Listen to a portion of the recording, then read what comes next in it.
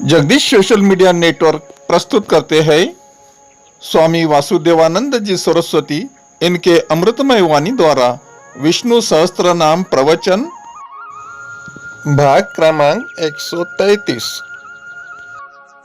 प्रथम नमन आपको। जय गुरुदेव। श्री विष्णु सहस्त्रनाम ज्ञान यज्ञ प्रवचन क्रमांक 133, श्लोक क्रमांक 26 और नाम क्रमांक 117। ओम त्र्यंबकं यजामहे सुगंधिं पुष्टिवर्धनम् उर्वारुकमिव बन्धनान् मृत्योर्मुक्षीयमामृतात् समस्त जन कल्याणे निरतं करुणामयं नमामि चिन्मयं देवं सद्गुरुं ब्रह्मविद्वरं सच्चिदानन्दरूपाय विश्वोत्पत्त्यादिहेतवे तापत्रय विनाशाय श्रीकृष्णाय वयं नुमः। रुद्रो बहुशिरा बभ्रुः विश्वयोनिः शुचिश्रवः अमृतः शाश्वतः स्थाणुः वरारोह महातपः। ओम विश्वयोनये नमः। ओम तत्सत। भीष्म पितामह जी महाराज कहते हैं, भगवान समस्त संसार का पालन पोषण करने में क्यों समर्थ है अथवा क्यों करते हैं, इस पर अब वे उस परमात्मा को विश्व योनि नाम से संबोधित करते हैं। विश्व योनि, विश्व को उत्पन्न करने वाले। आइए भाष्यकार इस पर बड़ा सुंदर भाष्य लिखते हैं। विश्वस्य कारणत्वात् विश्वयोनिः, विश्व का कारण होने से वह परमात्मा विश्वयोनि है। कार्य कारण मीमांसा में ऐसा विचार किया जाता है कि कार्य है तो उसका कारण होना ही चाहिए। इस विश्व में बहुशिरा और बभ्रू की सुव्यवस्थित रचना दिखाई देती है। जितने सारे शिर है, जितने सारे मस्तक है, उन सभी मस्तकों का, सिरों का भरण पोषण करने वाला भी तो कोई है, और समय पर जिसको जो चाहिए सो मिल ही जाता है। कितनी सुंदर रचना है इस परमात्मा की। लेकिन इनकी व्यवस्था करने वाला भी तो कोई ना कोई होना चाहिए, उसका कारण भी तो कोई ना कोई होना चाहिए। कारण के बिना कार्य कैसे हो सकता है?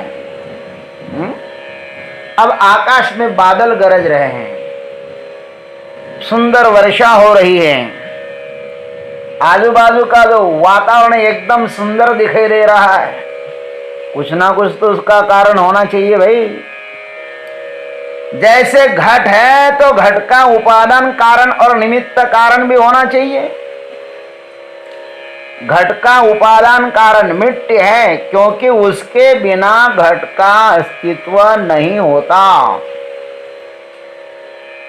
और कुम्हार है, पानी है, चाक है, डंडा है, आदि ये सब निमित्त कारण है। इनके बिना भी घट नहीं बन सकता, किंतु घट इनके बिना भी रह सकता है,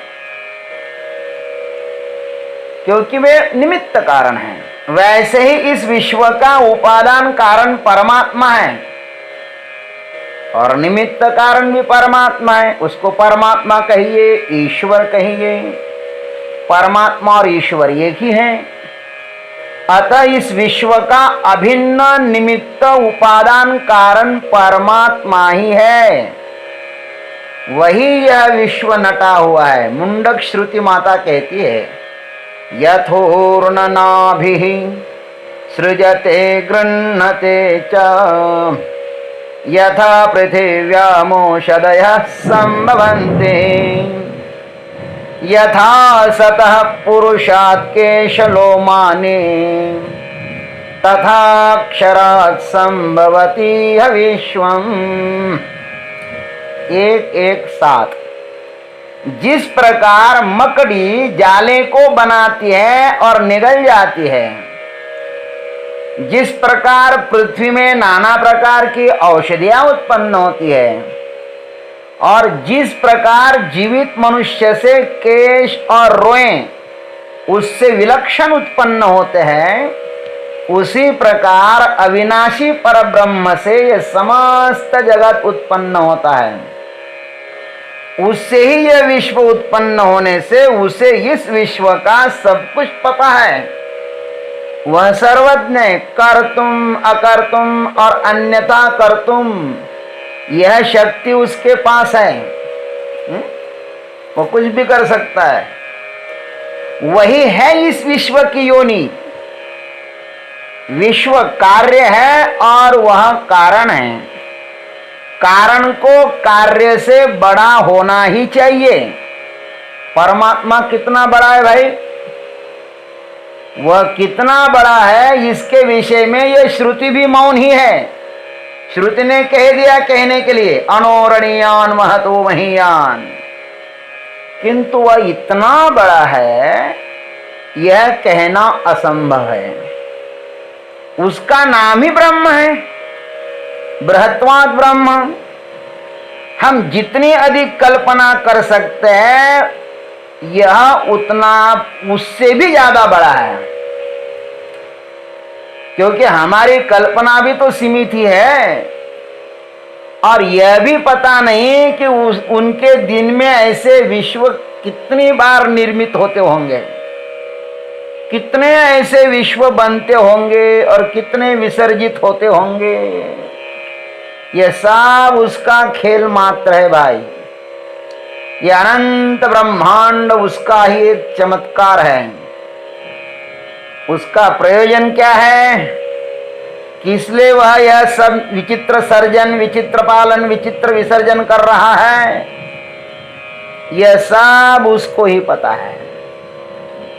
ज्ञानी भी जा रहे हैं, अज्ञानी भी जा रहे हैं। देखो संसार कैसा है, ज्ञानी जा रहे हैं, अज्ञानी पैदा हो रहे हैं। यह संसार एक वर्तुल की तरह है, एक चक्र की तरह है। पुनरपि जननम पुनरपि मरणम। ज्ञानी बनता है आदमी तो मरता है, फिर अज्ञानी बनकर के पैदा होता है। इसलिए उसको सृष्टि चक्र कहा है। जैसे हम बचपन से लेकर अब तक पढ़े और अभी थोड़ा समझ में आ रहा है, कुछ तो जाने की तैयारी चल रही है, फिर कहीं जन्म लेंगे, अज्ञानी बनकर के पैदा हो जाएंगे। धन्य है ये संसार। जिस अवस्था में पैदा होते हैं उसी अवस्था में मरते भी हैं हम। इसलिए सृष्टि का ध्यान करने की अपेक्षा यह सृष्टि चक्र जिसकी धुरी पर घूम रहा है उस परमात्मा का ध्यान करो। और ध्यान उसी प्रकार से करो जैसे कोई वृक्ष अपने मूल का ध्यान करता है, अथवा ब्रह्मदेव नारायण का सतत ध्यान करते हैं। वैसे ही एकांत में बैठ करके अपना उत्पन्न करता जो है ना, ओम त्र्यंबकम यजामहे, जिससे ये सृष्टि उत्पन्न हुई है, जिसमें ये सृष्टि स्थित है और अंत में जिसमें ये सृष्टि लीन हो गई, उस परमात्मा, उस त्र्यंबकम का ध्यान करो।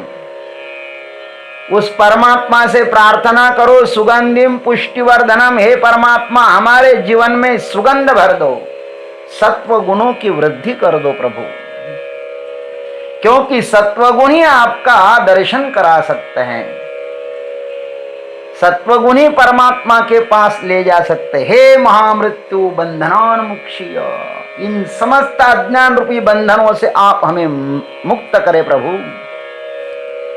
वैसे ही मुक्त करवे उर्वारुकम युवा, जैसे पकी हुई ककड़ी को वेल अपने से मुक्त करता है। परंतु हे नाथ मां अमृतात्, आपके स्वरूप से आप हमें मुक्त न करें, आपके स्वरूप का हमें आत्म साक्षात्कार हो गए, यही हमारी तुम्हारे चरण पर प्रार्थना है। यही हम आपसे प्रार्थना करते हैं प्रभु। इस प्रकार परमात्मा का ध्यान करो। ओम त्र्यंबकम यजामहे सुगंधिम पुष्टिवर्धनम उर्वारुकमिव बंधनान मृत्योर्मुक्षीयमामृतात्। जय जय गुरुदेव, जय जय महाकाल, जय जगदीश्वर। ओम तत्सत। देवियों और सज्जनों, अभी आप सुन रहे थे स्वामी वासुदेवानंद जी सरस्वती इनके अमृतमय वाणी द्वारा विष्णु सहस्त्र नाम भाग क्रमांक 133। प्रवचन का अगला भाग सुनने के लिए कल सुबह फिर उपस्थित होंगे। हरि ओम।